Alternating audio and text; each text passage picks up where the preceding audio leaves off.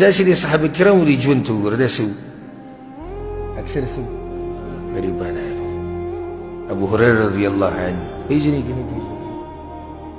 چې نه پیژنې دا به ناشنا مسلمان وي چې ابو هريره نه پیژنې. هغه خپله قصه کې و یو پیر وږی شوی وم، ډېر زیات وږی شوی وم، نو د پیغمبر صلی الله علیه وسلم د دې منبر سره راولیدم، بېهوشه شوم، بیا پړ مخې پروت. وی بعض کسان رالو نو چا ووایي چې لیونی راغلی دی راولیدلی، لیونی وی راغلی دی منبر سره خوا کې راولیدلی. وایي چې خلکو راوچت کړو، وایي دا خو ابو هریره دی، دا خو د پیغمبر صلی الله علیه وسلم خاص شاګرد دی.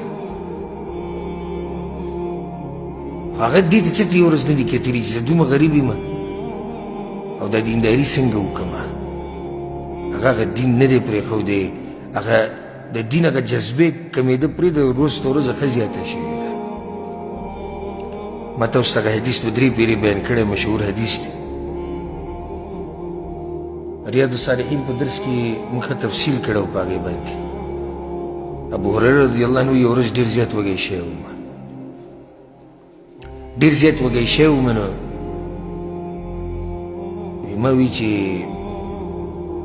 د ابوبکر صدیق رضی الله عنه راټینګوم او ده ته به داسې ووایم چې یو مسله ده یاره، دا مسلې باره کې ته څه وایې؟ نو دی به ما ته وایي چې راځه کور ته به لاړ شو، مسله به هم بیانه کړو. وایي مونځ چې ختم شو زه یې جومات د دروازې سره ودرېدم، ابوبکر صدیق راووت. وایي سلام دې وکړه ابو هریره څه کوې؟ وایي ما چې یاره یو مسله راپېښه شوې ده، د الله په کتاب کې داسې مسله ده که دې باره کې راته لږ وضاحت وکړي. وایي هغه په ما پوه نه شو، مسله یې راته بیان کړه. په ما پوه نه شو چې دی وږی شوی دی چې کور ته سره لاړ شي. او داسې درانه خلک وو که نه ګوره داسې ویلی هم نه شي زه تا سره ځم. ایمان سره د عزته سره د دروند خوی. وایي دې کې عمر بن خطاب رضی الله عنه راووت. څه کوې لکه ابو هریره؟ وایي بس یو مسله وم چې دې باره کې تاسو څه وایي د الله په کتاب کې دا مسله ده. وایي هغه هم په ما پوه نه شو، هغه مسله یې راته بیان کړه. خیر دا خلک لاړو رالو، نو بیا رحمت للعالمین محمد ابن عبدالله صلی الله علیه وسلم هغه راووتو. وایي چې څنګه راووتو؟ زه یې ولیدم، وایي ما ته وایي چې ابو هریره وایي ما چې قربان یا رسول الله راځه. هغه پوهېدو په دې خپلو ملګرو باندې. وایي زه یې د ځان سره بوتلم، چا وله پۍ راوړو، هدیې یې کړو ورته چې دا پۍ. وی ما ته پته و چې پیغمبر صلی الله علیه وسلم به اوس وایي چې لاړ شي هغه اصحاب صفه والا هم ټول راوله او جومات کې چې ناست وي. ما ته خو د هغه زړه خو وي دریاب و.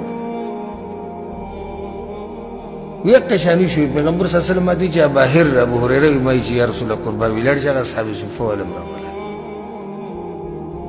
نو یې ما زړه کې وي چې دا به زه څکم که هغوی به څکي که دا هلته امر دی د پیغمبر. او کله چې سړی وږی شي دته هر شی بیا لږ کوي. نو زه لاړم، هغوی مې راوستو. وایي دا ما ته پته وه چې پیغمبر صلی الله علیه وسلم به ما ته وایي چې دوی ته دا پۍ اچوه. نو بس وایي ما شروع کړه، هغو ته مې دا پۍ اچوه. وایي بیا پیغمبر صلی الله علیه وسلم چې کله هغو ټولو پۍ وڅکو ښه ماړه شو، وایي پیغمبر صلی الله علیه وسلم ما ته وایي چې وسته وڅکه.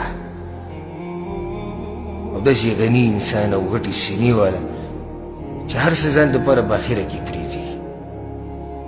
وی ما وسکړو وایي چې یا رسول الله بس وی وسکه. بیا وسکړو وایي چې ښه موړ شوم. بیا پیغمبر صلی الله علیه وسلم واغوستو. دا هسې دا قصې مې دې پورې راوستې چې دا ابو هریره رضی الله عنه دومره غریب دی او دی په کومو کسانو کې دی رضی الله عنهم ورضوا عنه. الله له ده نه راضي او دی له الله نه راضي او بیا هم غریب دی. دین مطلب دا نه دی چې ته به کروڑپتی لکپتی، مطلب دا نه دی. او نه دی دین دا مطلب دی چې الله به دله بچي ډېر درکوي. نه دی دین دا مطلب دی چې ستا سره به ښکلی ګاډۍ او ستا سره به جایزې او ستا سره به کوټې او بنګلې. نه نه، دین کې قسم قسم حالات به راځي.